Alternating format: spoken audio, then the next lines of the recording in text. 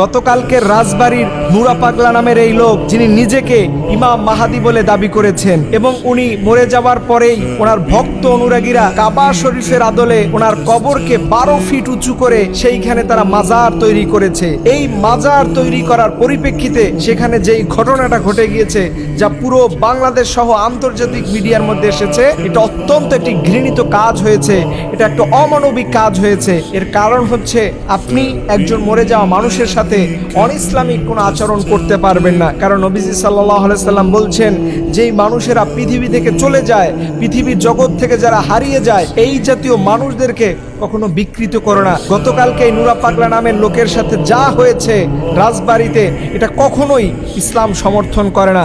আপনারা জানেন, নবীজির যুগে একজন অন্য ধর্মের মানুষ মারা গিয়েছে, তখন নবীজি সম্মানার্থে দাঁড়িয়ে গিয়েছেন।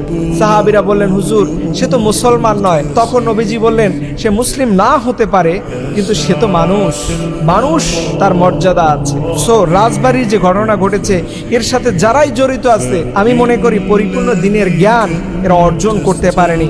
এবং আরেকটা বিষয় দেখলাম, এই নুরা পাগলার মাজার সৃষ্টিকে কেন্দ্র করে ওইখানকার তাওহীদপন্থী মুসলমানরা বারংবার তারা থানা, ডিসি অফিস, সেখানে বারবার তার অভিযোগ করেছে, কিন্তু সত্যিকার অর্থে সেখানকার প্রশাসন তাদের ব্যর্থতার পরিচয় দিয়েছে বলে আজকে এই ঘটনা পুরো মুসলমানদের ইতিহাস, ঐতিহ্য এবং সম্মানহানি ঘটানোর ব্যাপারে সহযোগিতা করেছে। তার জন্য আমি বলবো যে পুলিশ প্রশাসনকেও এখানে জবাবদিহিতা যেন করানো হয় এবং এই ব্যাপারে তাদের যে গাফলতি রয়েছে, তাদের যে অসহযোগীপূর্ণ আচরণ রয়েছে, এটা যেন সরকার সঠিকভাবে তদন্ত করেন।